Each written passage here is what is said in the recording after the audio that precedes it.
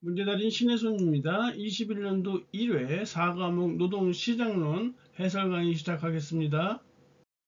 61번에 어떤 샵 제도에 관한 설명인가 라고 했는데, 노동자 채용할 때 노동조합에 가입하지 않은 노동자 채용할 수 있고, 그리고 일단 채용된 노동자는 일정 기간 내에 노동조합에 가입해야 한다라고 했으니까 이 샵 제도는 클로즈드 샵과 오픈 샵의 중간 형태인 유니언 샵이 돼야 할 거예요. 클로즈드 샵은 노동조합에 가입한 노동자만 채용할 수 있어서 노동조합 측에 가장 유리한 제도라 볼 수 있고요. 오픈샵은 이 조합원이나 비조합원 모두를 고용주가 고용할 수 있는 제도예요. 그래서 노동조합 확대에 가장 불리하다 보시면 되겠네요.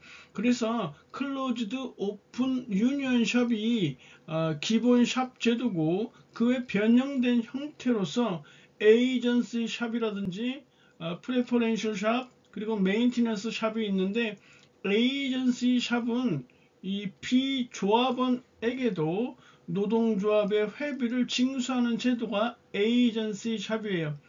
프레퍼렌셜 샵이라는 거는 이 조합원과 비조합원을 차등적으로 대하는 제도가 프레퍼렌셜 샵이고, 메인티넌스 샵은 단체 협약이 체결되면 그 효력이 지속되는 기간에는 탈퇴할 수 없는 샵 제도가 메인티넌스 샵 제도예요. 62번 노동수요 측면에서 비정규직 증가의 원인과 가장 거리가 먼 거 했는데, 노동수요 측면 어렵게 보지 마시고요. 그냥 회사 측 입장에서 비정규직 증가의 원인 이렇게 보시면 될 것 같아요. 1번에 세계화에 따른 기업 간 경쟁 환경의 변화로 비정규직이 증가할 수밖에 없죠. 2번에 정규직 근로자 해고가 어렵기 때문에 이 경기 상황에 따라 수시로 자를 수 있는 비정규직을 많이 쓸 수밖에 없을 거예요. 회사 입장에서는. 3번의 고학력 취업자의 증가는 비정규직이라기보다는 정규직 증가의 원인과 관계가 있다고 볼 수 있겠네요. 그래서 3번이 거리가 먼 것이고요. 63번 시장 경제를 채택하고 있는 국가의 노동시장에서 직종별 임금 격차, 직종별로 임금 격차가 많이들 발생하는데, 이렇게 발생하는 이유는 직종 간의 정보의 흐름이 원활하지 못하기 때문이죠. 직종 간의 정보의 흐름이 원활하다면 직종별 임금 격차가 줄어들 것이에요. 그래서 1번이 틀렸어요. 나머지 2번, 3번, 4번 잘 읽어보시고요. 64번 다음 중 산업 민주화 정도가 가장 높은 형태의 기업은, 뭐 이름만 봐도 딱 명칭만 봐도 알 수 있을 것 같아요. 노동자가 자주적으로 관리하는 노동자 자주 관리 기업이 산업 민주화 정도가 가장 높겠죠. 65번 내국인들이 취업을 기피하는 3D 직종에 대해서 외국 인력의 수입 또는 불법 이민이 국내 내국인 노동시장에 미치는 영향은 무엇이냐. 외국의 인력이 수입되었으니까 내국인들의 임금 낮아지겠죠? 공급이 증가되니까요. 그리고 고용도 낮아질 거예요. 그래서 2번이 맞는 내용이 돼야 되겠네요. 66번이요. 다음 중 수요 부족 실업에 해당되는 거. 이 실업은 총 5가지가 있어요. 마찰적 실업, 구조, 계절, 경기적 실업, 그 외에도 마르크스가 주장하는 기술적 실업이라는 것이 있어요.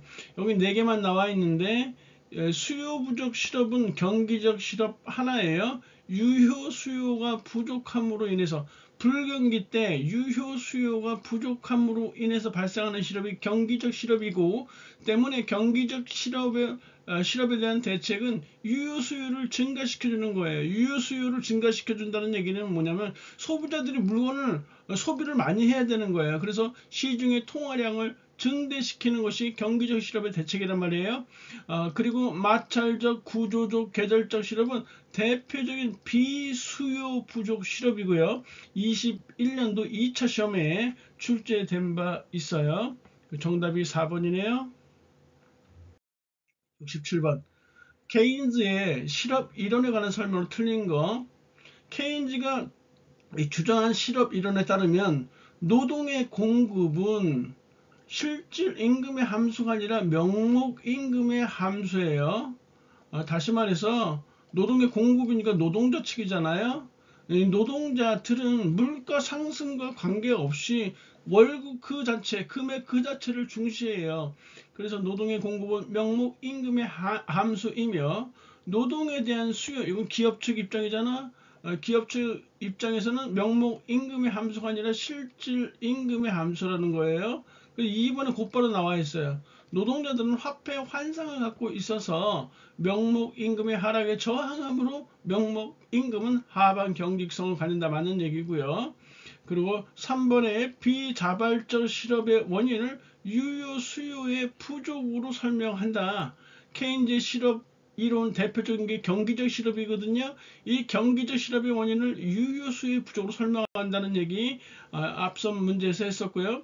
실업의 해소, 즉 경기적 실업의 대책으로 재정 투자의 확대, 시중의 통화량을 증대시켜야 된다는 얘기예요. 통화량의 증대 등을 주장하였다. 그래서 1번이 틀린 내용이에요. 다소 좀 어렵긴 하지만 충분히 답을 찍을 수 있는 그런 유형의 문제예요. 68번.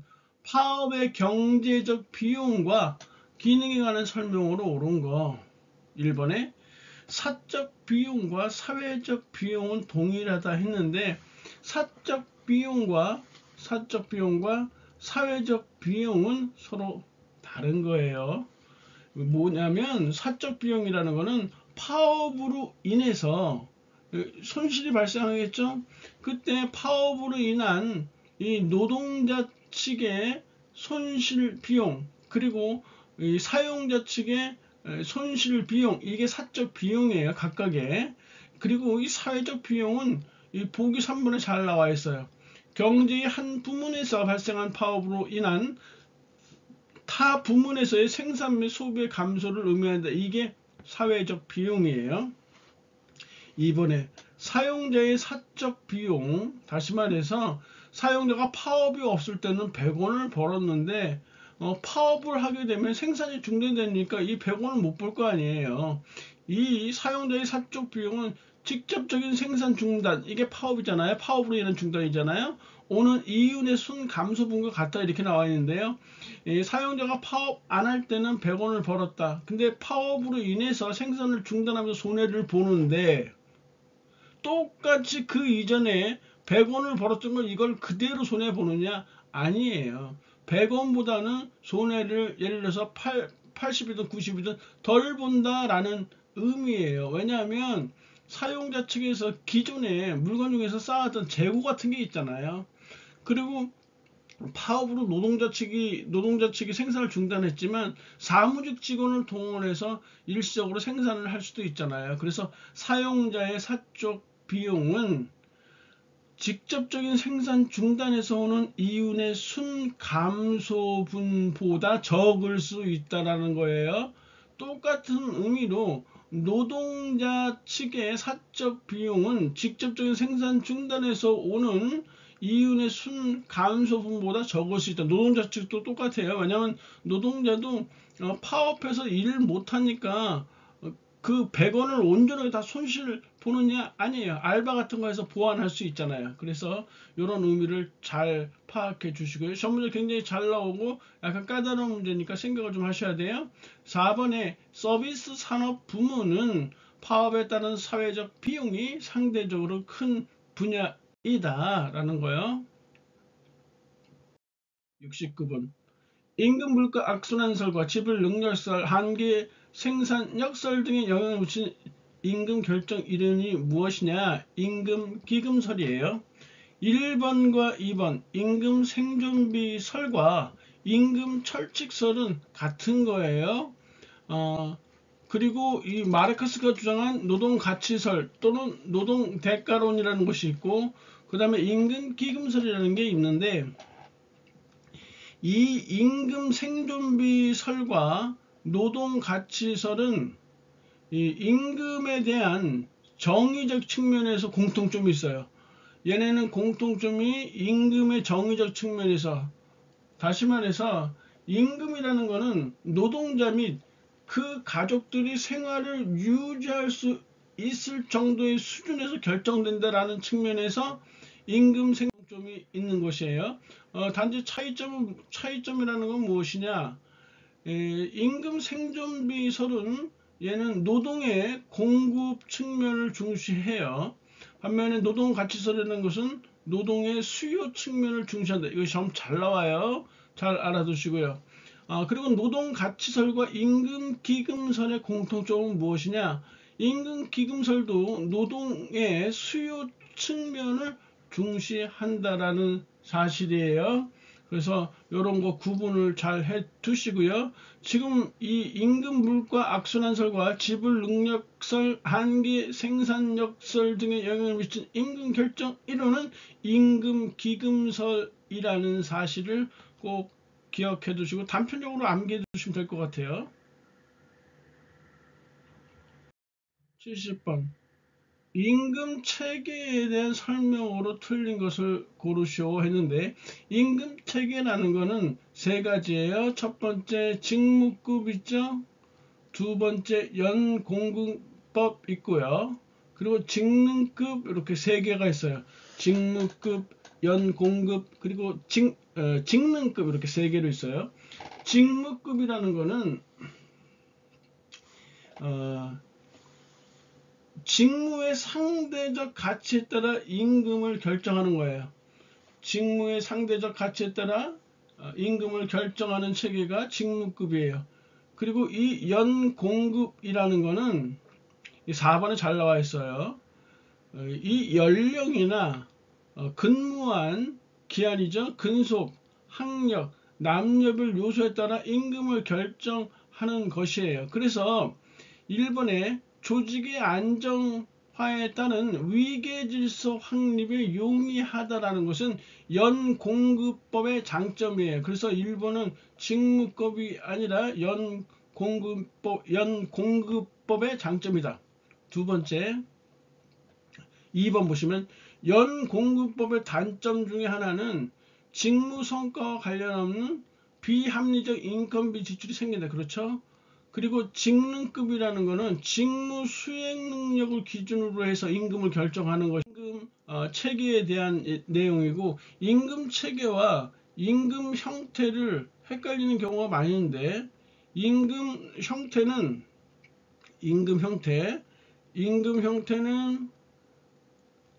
고정급과 성과급으로 나눌 수 있어요. 고정급과 성과급으로 나눌 수 있다라는 거예요. 이거는 임금 형태예요. 편하게 말하면 임금 지불 형태라고 보시면 돼요. 그래서 고정급에는 뭐 시급 있고요. 시간별로 주는 거. 뭐 1급, 뭐 주급, 월급 이런 게 있죠. 그리고 넓은 의미에 봐서 연봉제도 고정급으로 이렇게 분류를 해요. 그리고 성과급이라는 것은 직무 성과에 따라서 임금을 지불하는 형태라는 거. 그렇게 일단 알고 계시면 되고요. 문제 나올 때 다시 한번 설명드릴게요. 정답이 1번이 돼야 되겠죠. 71번.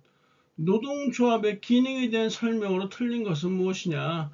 이건 상식적이죠. 이런 문제들이 과목마다 한두 문제씩 이렇게 꼭 나오니까 문제만 잘 읽어보셔도 집중하셔도 맞출 수 있어요. 4번 보시면 특정 정당과 연계하여 정치적 영향력을 발휘할 수 없다. 발휘할 수 있죠. 우리나라를 봐도 잘 알 수 있는 내용이에요.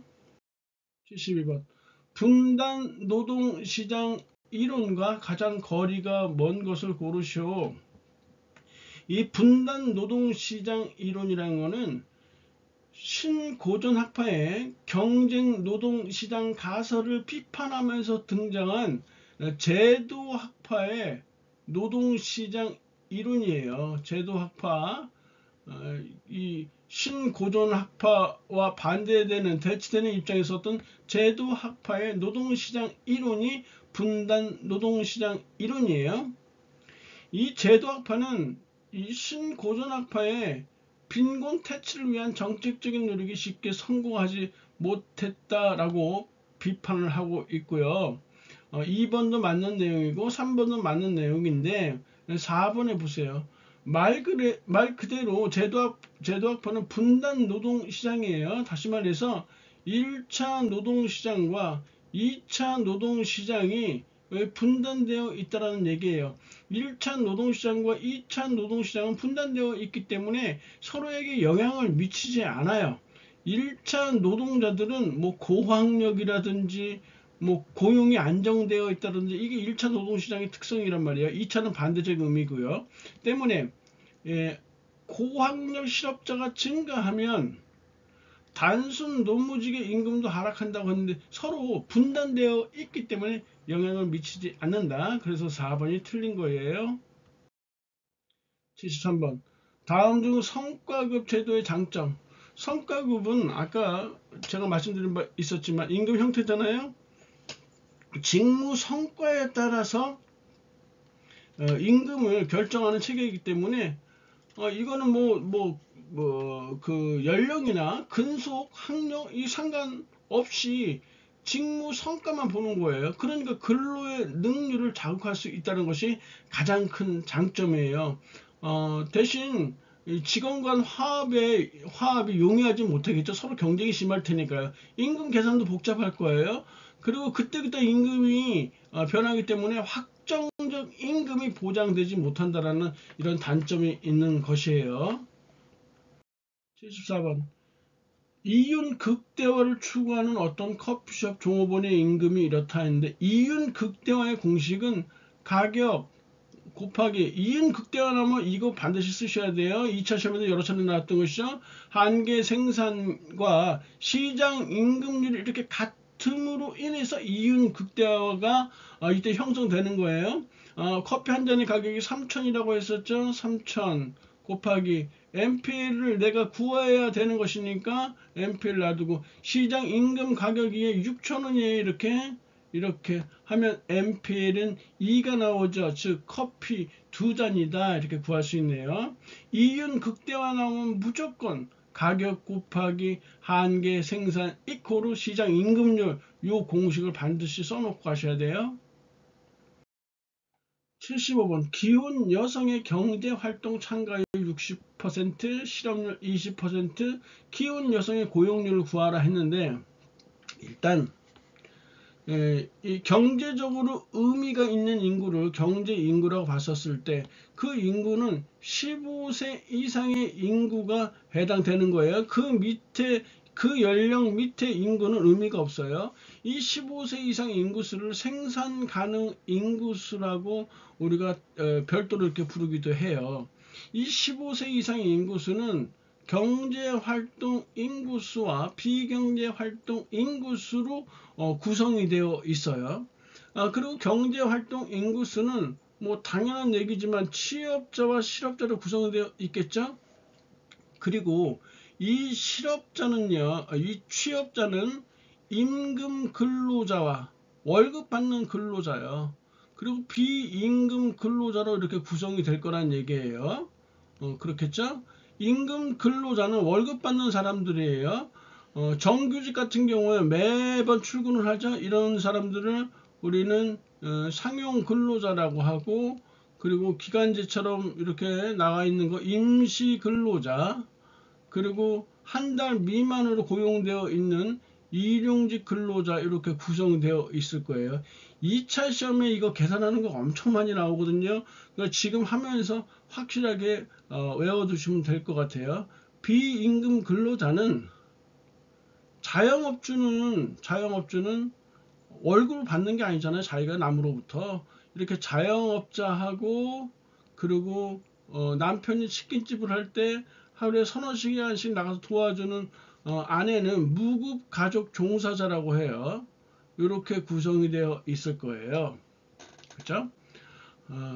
그리고 비경제활동 인구에 해당되는 사람들은 뭐 알바 없이 그냥 공부만 하는 학생, 그리고 전업주부요. 그리고 군인인데 뭐 직업군인 말고 의무적으로 가는 의무병이요. 이런 사람들이 비경제활동 인구수에 해당할 것이다. 자, 두 번째, 경제활동 참가율, 뭐 실업률, 취업률, 고용률 공식 외우는 것인데 무대뽀로 외우셔도 되고요. 이렇게 한번 보시죠. 경제활동 참가율이라는 얘기는 경제활동 참가 비율이죠. 다시 말해서 전체 인구 중에서, 여기서 전체 인구는 15세 이상의 인구를 얘기하는 거예요. 이 15세 이상 인구 중에서 15세 이상 인구는 경제활동 인구와 비경제활동 인구로 이렇게 나눠볼 수 있는데, 경제활동 참가율이라는 거는 경제활동 인구가 전체에서 차지하는 비율이 얼마냐 이 얘기잖아요. 경제활동 인구 경제활동 인구가 이 속해 있는 범위는 15세 이상 인구수에 속해 있는 거잖아요. 그래서 15세 이상 인구수분의 그것 즉 경제활동 인구수 곱하기 100 하면 경제활동 참가율이 나온다는 얘기예요. 반면에 또 실업률을 보시면 실업률은 실업자 수가 어디에 속해 있느냐라는 것이죠. 실업자는 여기 있잖아요. 즉 경제활동 인구수에 속해 있어요. 그러면 실업률이라는 것은 전체가 경제활동 인구수가 되는 것이고 실업자 수 곱하기 100. 취업률 마찬가지죠. 취업률이 어디 속해 있다? 경제활동 인구수에 속해 있다. 전체 경제활동 인구수분의 취업자 수 곱하기 100 이렇게 하시면 돼요. 고용률만 좀 특이해요. 고용률은 전체를 15세 이상 인구수로 보고요. 거기에 취업자 수 곱하기 100. 이러면 이거 외우는 것도 무대뽀로 외울 수도 있고요. 이렇게 논리를 따져서 외울 수도 있다라는 것이에요. 기혼 여성의 경제활동 참가율은 60%라고 했으면 여기가 경제활동 참가율이 60%예요. 그러면 우리가 15세 이상 인구수를 전체를 100%로 이렇게 보잔 말이에요. 100%니까 100명이나 따졌다면 경제활동 인구수는 총 60명이라고 볼 수도 있는 것이에요. 이때 경제활동 인구는 취업자와 실업자로 나눠지는데 실업자가 20%라고 했으니까 경제활동 인구 60명 중에서 20%, 즉 실업자 수는 12명이 되는 거예요. 이렇게 따지는 게 어려우면 공식으로 써도 돼요. 실업률이라는 것은 지금 우리가 실업률이라는 것은 20%라고 했죠. 20%. 경제활동 인구수를 우리가 60명이라고 이렇게 약속했단 말이에요. 60%니까 60분의 실업자 수 모르니까 x 놓고 곱하기 100 이렇게 하면 실업자 수 x가 12명으로 이렇게 딱 나오게 돼요. 그러면 실업자 수가 요게 12명이니까 취업자 수는 48명이 돼야지만 경제활동 인구가 60명이 되겠죠. 이렇게 해놓고 고용률이라는 거는 15세 이상 인구, 15세 이상 인구를 우리가 100명으로 봤잖아요.